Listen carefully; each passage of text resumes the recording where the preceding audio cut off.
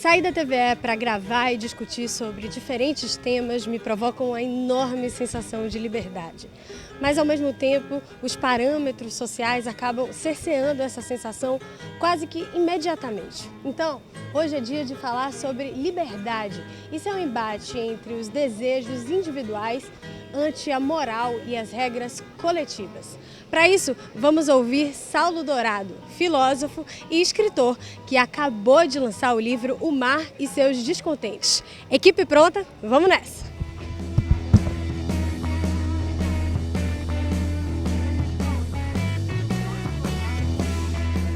As regras da civilização no embate com a nossa liberdade e os desejos individuais. A ficção recém-lançada tem uma forte influência da filosofia e da psicologia.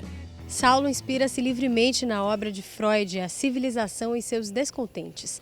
Em 14 contos, o autor revela aspectos subjetivos e autobiográficos que surgiram a partir da sua relação com a metrópole. Bom, eu venho do interior, venho do sertão, Irecê, meu sobrenome vem de lá, né? Dourado.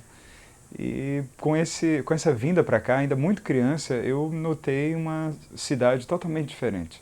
Assim, algo que eu nunca tinha visto, quase como aquela música Sampa, de Caetano, em vez de São Paulo, Salvador, né? Que veio do sertão, algo bem pequeno, totalmente árido, familiar, vem para uma cidade imensa dessa, cheia de relações, de desconhecimento um com o outro. Então, todas essas pessoas aqui vinculadas, sem necessariamente estar vinculadas, e esse espanto, essa admiração toda, fez essa minha vida até, enquanto isso, tentar entender Salvador e aceitar. Ela acariciou a capa do livreto de poemas, olhando direto para mim, como se fosse óbvio que, na verdade, era a mim que ela tocava. Passou as pontas dos dedos em meu nome pintado no título, na borda de todas as páginas juntas, antes de, fim, abri-lo. Tirou meu rosto de foco e se voltou para os versos que se iniciavam. Ao acabar o primeiro poema, ela puxou um brinco. No segundo, o outro. No terceiro, nada. Sem murmurar um som em nenhum desses momentos, foi me deixando afundar contra a poltrona e compreender que a cada conjunto de versos e estrofes ao seu gosto, uma peça do seu vestuário caía. Eu venho de uma formação de filosofia, trabalho na área e assim sempre em paralelo ia com a literatura, escrevendo, criando e trabalhando com a filosofia. E de repente tudo foi se juntando. Eu fui vendo que os personagens, eles atendiam a certas questões mesmo, que eram próprias, que eram internas, e que ficavam numa disputa deles próprios, dentro, com toda a vida interna que cada um tem, em relação ao mundo externo, que é cheio de regras, cheio de controles, cheio de costumes. A vida começou com um sim. O homem começou com um não. Um peixe disse não ao mar como morada, tornou-se um primata que negou as 4 pernas, o silêncio, os urros e, por fim, o acaso das sementes.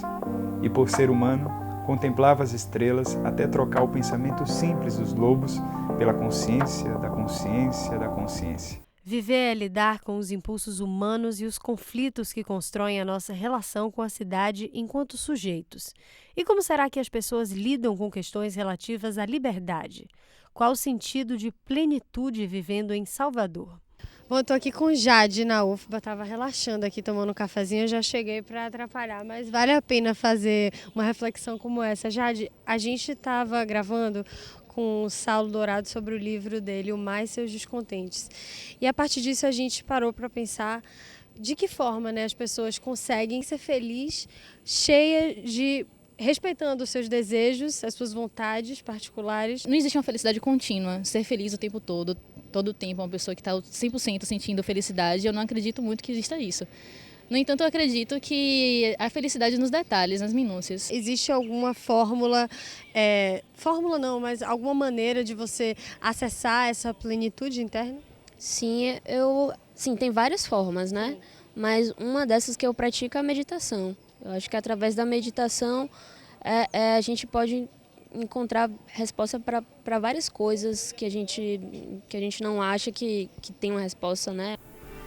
Rejeitou o teto de rocha que os deuses lhe deram, o fogo do raio, a descendência repetida. Quanto mais negações acumulou, mais este antigo animal das águas e da terra pareceu progredir. e assim recusa a distância, as rugas, a espera, a bactéria, o contato, o imprevisível. Descontente por princípio, aponta para o tempo em que poderá livrar-se da tristeza, da dor e, quem sabe, da morte que sempre lhe respondeu com um idêntico não. Olhando para Salvador em especial, Salvador sempre foi a promessa de sair um pouco da civilização, aquela civilização fechada, que a gente acusa outras cidades, dizendo, não, aqui nos aliviamos, aqui não é tão pesado, aqui não é tão forte.